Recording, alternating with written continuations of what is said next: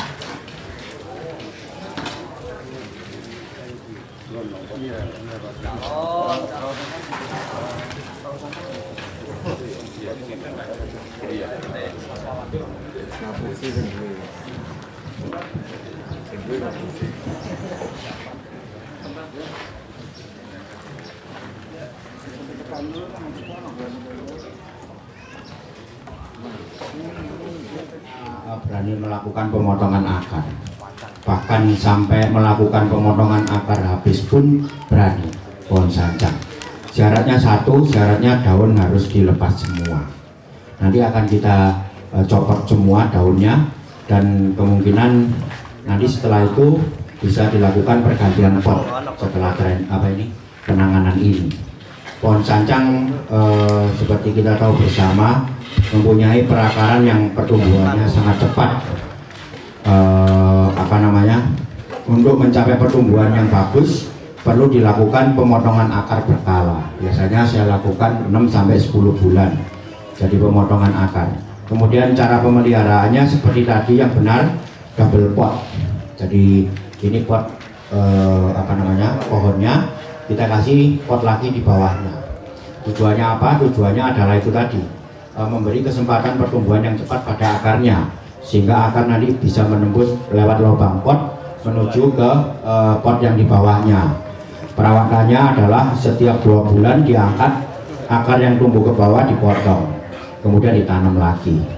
Nah, itu perawatan pohon sancang. Media yang cocok pasir malang. Disarankan pasir malang yang agak kasar, jangan terlalu halus, karena memberi ruang, akan banyak memberi ruang dan oksigen di dalam pot supaya akar bisa tumbuh sehat.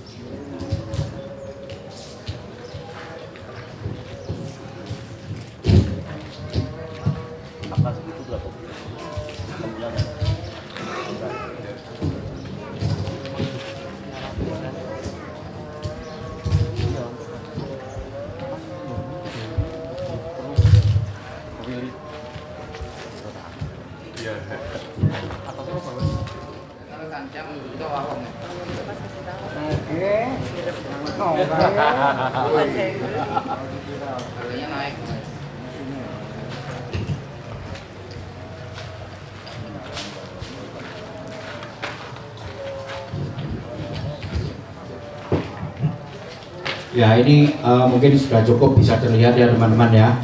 Jadi kalau kita melihat kondisi dari pohon ini, jelas posisinya mungkin ini sudah merupakan posisi terbaik, tetapi akan saya angkat sedikit sehingga dia agak berdiri begini. Nah, ayo kita pelajari seperti tadi konsep yang sudah saya utarakan di awal. bahwa bagaimana kita upaya apa atau pola pikir yang bagaimana kita bisa menentukan muka dari sebuah bahan bonsai. Ini pola pikir saya. Yang pertama saya pelajari adalah akar. Nah, karena tadi definisinya adalah dimulai dari pertumbuhan akar, gerak batang, dan diakhiri dengan pertumbuhan mahkota. Akar paling tidak bisa mempresentasikan atau bisa dipresentasikan sehingga memang awal pertumbuhan dari pohon ini bisa terlihat. Kemudian gerak batang kebetulan bergerak ke arah kemari dan turun dan ke arah sebelah sana. Nah, permasalahannya terjadi di sini. Setelah gerakan ini muncul 3 cabang yang besar, 1, 2, 3 yang ke bawah. Ini yang saya katakan tadi, kekuatan tumbuh. Pada bonsai tropis kita mempunyai kekuatan tumbuh yang bisa dieksplor menjadi grup-grup. Salah satu grupnya harus menjadi grup pemimpin, yaitu nanti adalah terusan gerak batang yang di planning untuk bisa diwujudkan terjadinya sebuah mahkota utama. Nah, itu dulu yang saya tentukan. Jadi dari 3 cabang ini mana yang bisa memungkinkan untuk dijadikan mahkota utama. Saya kalau melihat posisi yang sekarang, maka ada kekuatan tumbuh yang di depan ini agak kecil, kemudian ada kekuatan tumbuh yang cukup besar di belakang ini, dan kekuatan tumbuh yang cukup besar pula di bawah. Nah, ini bisa saya tentukan dulu bahwa gerak dasar ini akan saya alirkan ke atas, ke sebelah yang besar di belakang ini. Tetapi kalau posisi demikian, tampilannya dia kan agak ke belakang, maka akan saya rubah sedikit penampilannya menjadi seperti ini. Apabila saya putar seperti ini, maka yang tadi di belakang akan sedikit ke depan. Nah, sehingga dia akan berada di atas. Kemudian yang tadi seolah-olah di atas, dia akan berada di depan dan bawah. Nah, jadi dengan merubah sedikit posisi seperti ini, maka saya sudah bisa memperjelas aliran gerak batang menuju ke mahkota utama. Nah, yang di bawah ini pertumbuhannya lebih besar. Ini sebuah kejanggalan menurut saya. Sebuah kejanggalan, maksud saya pertumbuhan yang besar mestinya ke atas kan, karena matahari di atas. Sedangkan ini pertumbuhan yang besar justru ke bawah. Tidak masalah, saya akan membagi 2 bukan 3 lagi, yaitu kelompok tumbuh yang ini menjadi 1, kelompok tumbuh yang ini menjadi 1. Maka yang tadinya ini misalkan ya, ini berukuran 5, kemudian ini berukuran 7, dan ini berukuran 3. Yang 5 saya 3 saya gabung menjadi 8, yang 7 tetap 7. Ngerti maksud saya ya teman-teman? Jadi inilah upaya saya untuk bisa mempresentasikan sebuah logika tumbuh. Jelas ya? Jadi saya memilih satu pertumbuhan yang gede ini ke atas. Tetapi karena yang gede ini bercabang, saya bisa satukan 2 cabang ini menjadi satu kekuatan tumbuh. Jadi yang tadinya seolah terlihat 3, sekarang jadi 2. Nah, dengan demikian saya memperoleh sebuah posisi yang masuk akal. Sebuah posisi yang sesuai dengan definisi tadi saya, menentukan gerak dasar sampai ke ujungnya menentukan mahkota. Coba diganjal. Saya pilih. Ya, dengan demikian bisa dilihat ya sekarang ya. Mulai dari pangkal ini cukup gede ini. Ya, dibandingkan dengan pangkal ini ya terlihat gede yang ini kan. Kebetulan yang di sini berbelah 2. Yang di sini berbelah lagi menjadi 3. Nah, jadi saya tetap bisa menampilkan kekuatan yang paling besar dia menuju ke atas. Yang nantinya akan berakhir dengan pertumbuhan mahkota. Nah, sekarang setelah posisi ditentukan, saya menentukan letak mahkota. Letak mahkota adalah pasti di sini. Yang di sini akan menjadi pembantu ataupun pendukung. Nah, kemudian kekuatan tumbuh yang kedua ini akan saya pilih juga nanti mahkota pada batang yang ini atau pada cabang gede ini yang mana. Nanti kita tentukan. Nah, ini adalah posisi yang terpilih. Selanjutnya menentukan mahkota sudah tahu. Selanjutnya menentukan arah tumbuh. Arah tumbuh dari pohon ini jelas ke sana. Maka nanti saya akan memilih ataupun membuat rangkaian mahkota yang nantinya akan mempunyai pola tumbuh yang menghadap ke arah sebelah sana. Caranya bagaimana? Tadi dasarnya adalah 3 hadap ini yang saya pegang. Saya harus menentukan hadap ini mana nih? Kanan ya. Ya, saya menentukan arah tumbuhnya ke arah sana.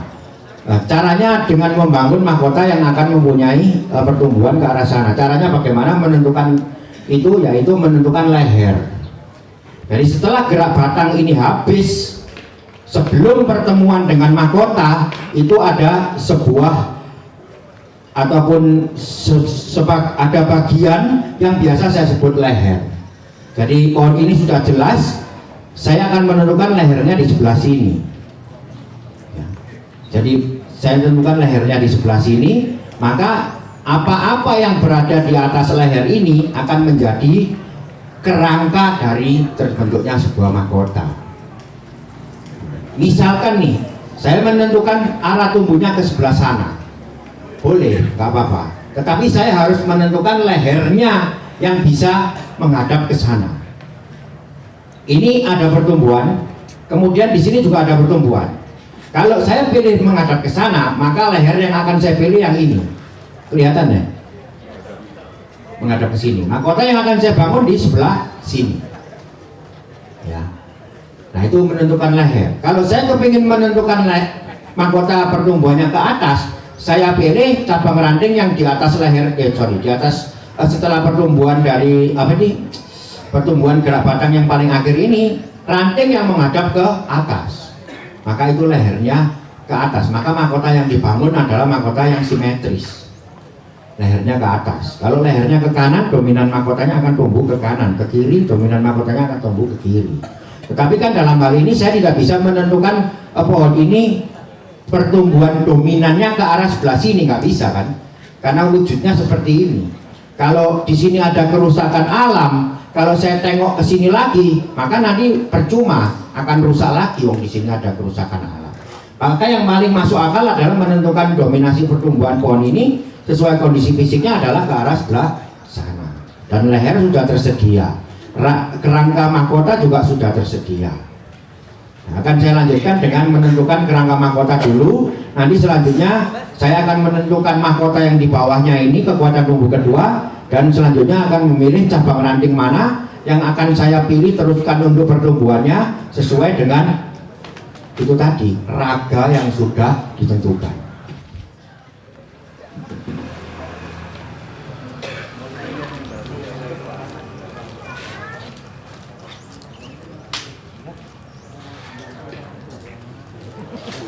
Hancur tuh.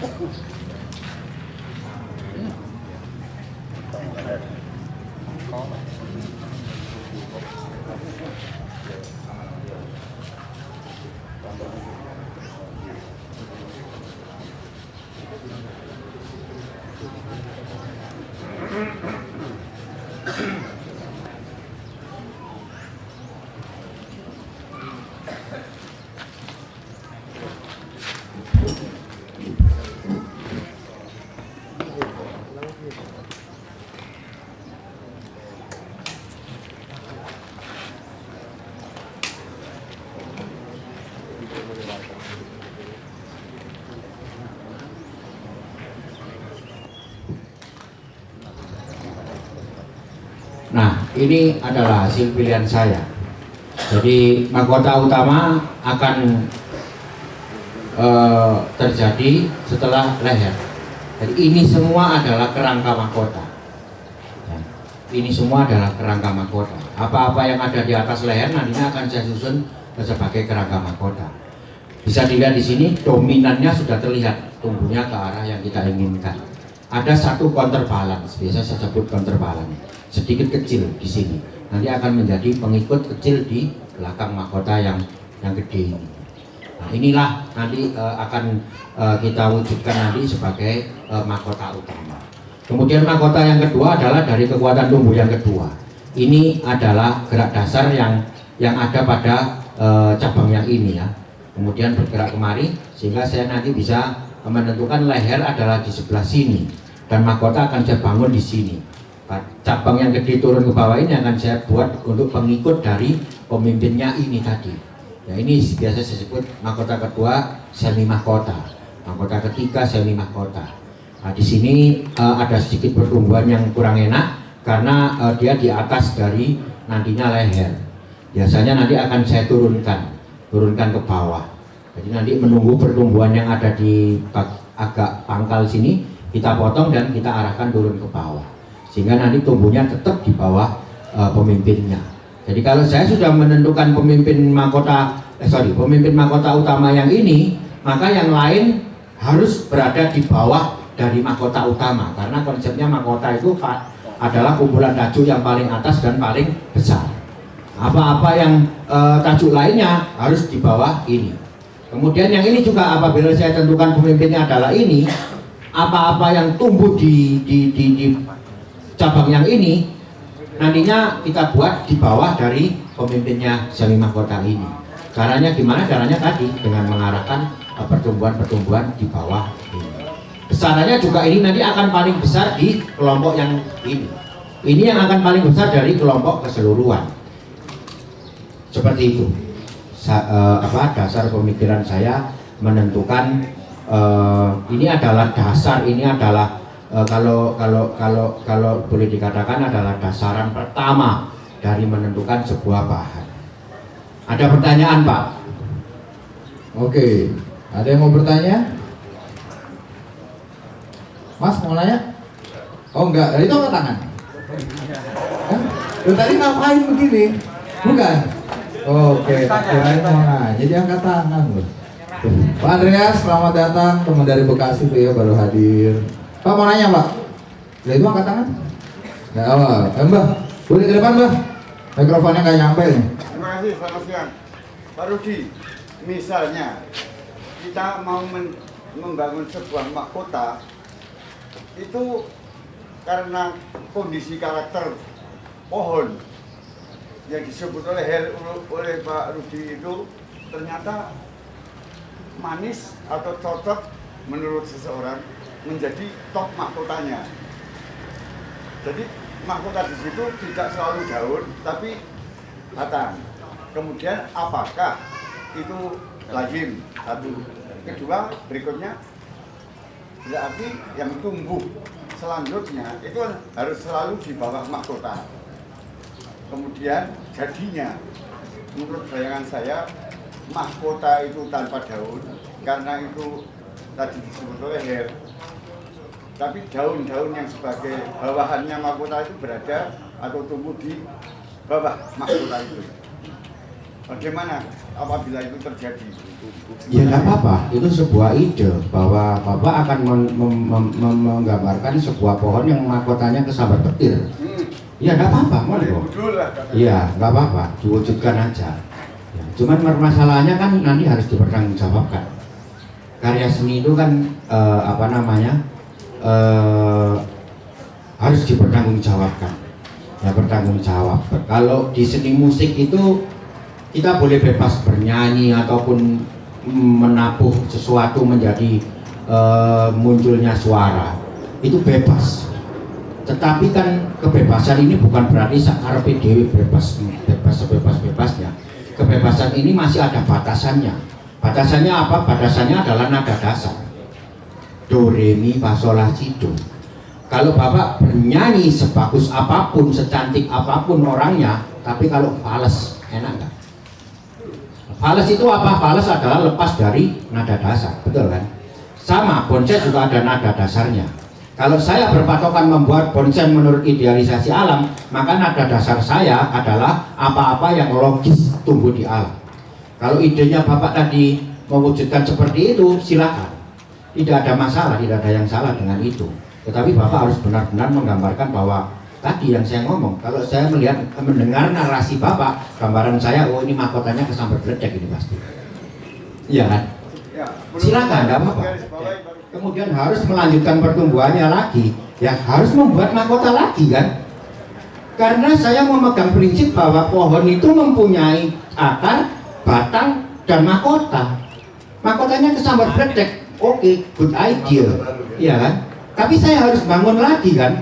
Di bawahnya kesambar beledek tadi saya bangun lagi mahkota di sini, tetap aja pohonnya punya mahkota.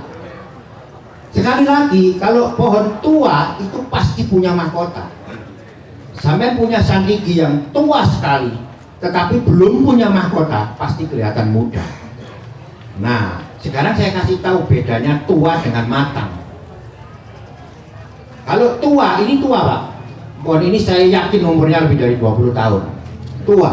Tapi apakah pohon ini sudah matang? Belum. Matang itu apa? Pencapaian perandingan perpecahannya sudah mencapai perpecahan yang maksimal sesuai dengan jenisnya. Kalau pohon ini cuma punya cabang dan ranting, benar kan? Belum punya anak ranting, padahal sancang bisa sampai ke cicit ranting. Kalau dia sudah mecah sampai ke cicit ranting, itu namanya matang. Nah, membuat bonsai adalah memproses kematangan itu. Soal konsep bisa diwujudkan apa saja. Idenya Bapak bisa diwujudkan, bisa. Ya, cuman dengan itu tadi, kalau saya yang harus mewujudkan dengan ide Bapak, saya harus bangun lagi mahkota di bawahnya. Saya tidak bisa menampilkan, wah ini kesambar beledek, mahkota ini didorong tumbuh. Tidak bisa, harus tuntas. Karena apa yang saya presentasikan pohon tua, ciri khas pohon tua apa? Mempunyai mahkota. Meskipun mahkota lamanya kesambar beledek, ya saya harus bangun lagi. Ya, seperti ini, pohon ini ada kerusakan alam di sebelah sini, maka dia tumbuhnya dominan ke sana. Masuk akal nggak? Masuk. Kalau saya arahkan ke sini, misalkan ini akibat kesambar beledek lagi nanti kan gitu. Orang mikirnya kan seperti itu. Presentasi logis di alam harus kita wujudkan. Gitu. Kalau kesambar beledek ya udah patah, ya udah bikin lagi mahkotanya. Itu namanya transformasi. Pohon ini juga mengalami transformasi. Mungkin pohon ini didapat dari alam ya. Mungkin dulunya kan kehidupannya tidak seperti ini. Tetapi kita kita kreasikan sebagai karya seni.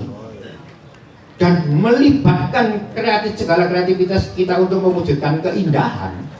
Ya maka kita harus mengolah sehingga menjadi sebuah karya seni yang indah. Indah menurut saya itu bertanggung jawab tadi. Kalau musik yang nyanyi sambil jengking sambil apa, kalau nggak fales, ya kita mendengar aja, nggak usah ngeliat orangnya aja udah enak. Sama Pak. Mungkin Bapak banyak di sini teman-teman seniman juga. Estetika seni rupa, ya ada itu garis besar haluannya yang harus tak boleh lepas itu ada. Bahwa kuning sampai campur biru jadinya hijau itu rumus, nggak bisa ditolak itu. Nggak bisa seorang seniman mewujudkan, wah saya berhasil menciptakan kuning tak campur hijau jadinya abu-abu. Nggak mungkin. Mana orangnya? Kan gitu Pak. Itu tadi kalau setelah do ya re itu rumus. Setelah re ya mi, remi. Udah tepuk tangan dong, putar di sini ya. Oke, Mas boleh berdiri Mas. Ya, jangan cepat suara. Bahas sudah kita tentukan, sudah kita istilahnya kita plot bahwa menjadi kumpulan ajo yang paling besar dan paling tinggi. Maka apa-apa yang tumbuh di atas ini akan saya hilangkan. Bayangkan ya Pak, kalau di sini terjadi sebuah kumpulan mahkota yang sudah jadi, kemudian ada ngelancir kecil di atas, kecil gitu, enak nggak? Itu namanya fales Pak. Ngerti maksudnya sekarang ya? Itu namanya fales. Lama logika alamnya nggak masuk akal. Kalau ada pertumbuhan di atas mahkota ini, maka dia akan jadi mahkota nantinya. Kalau kita biarkan. Karena alam memungkinkan untuk membentuk dia menjadi mahkota, kan gitu. Kalau kita udah menentukan top di sini, ya udah top. Wong ini karya seni kok. Senimannya udah menentukan ini mahkotanya. Terus ada pertanyaan, loh kenapa kok seniman nggak mewujudkan ini sebagai mahkota? Nanti mahkotanya akan berganti yang ini. Maksudnya, apa-apa yang tumbuh di sini, kalau bisa nantinya saya bangun menjadi sebuah tampilan keindahan atau kekuatan tubuh lain, maka tampilannya harus di bawah ini. Bisa dengan cara menurunkan pertumbuhannya seperti ini tadi. Nah, saya turunkan, beres sudah. Gitu.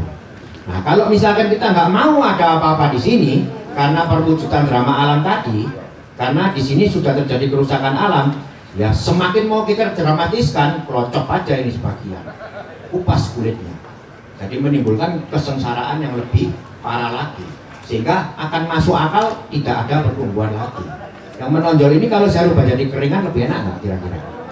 Lebih masuk akal presentasinya nggak? Ya kan? Lebih masuk akal karena kerusakan banyak di sini, maka pertumbuhannya jelas ke sana. Nah, itu pertanyaan bagus, Mas. Jadi jawaban saya adalah apabila masih kepingin ditumbuh dan nantinya hasilnya di bawah. Tapi kalau tidak, menurut saya lebih baik ini saya matikan, saya keringkan, akan menambah kesan drama alamnya lebih kuat. Ada lagi, Pak? Ada lagi? Nah, Silakan. ya, Bu. Nah, awal kita, pola pikir kita, action kita berhadapan dengan sebuah bahan. Bagi saya, pohon ini sudah selesai proses desainnya. Karena saya sudah tahu posisinya nanti bagaimana. Bahkan potnya bentuknya seperti apa. Kemudian mahkota di mana. Cabang-cabang pembantunya mana. Mahkota kedua mana. Saya sudah tahu semua. Sampai ke yang detail tadi saya harus mengupas ini, saya sudah tahu semua. Proses desainnya ini sudah selesai. Inilah yang saya sebut sebagai awal menentukan akhir. Ya ini. Kalau bapak-bapak punya bahan tidak ditentukan dulu seperti ini, maka akan gerambyang nanti ke depannya, Kak Karuan. Kadang-kadang waduh kok ngene tak waduh ngerti yang ndak ngene ki ngerti tak ngono ki. Karena awalnya tidak terkonsep dengan pasti, dengan jelas. Nah, ini adalah sebuah komitmen, Pak.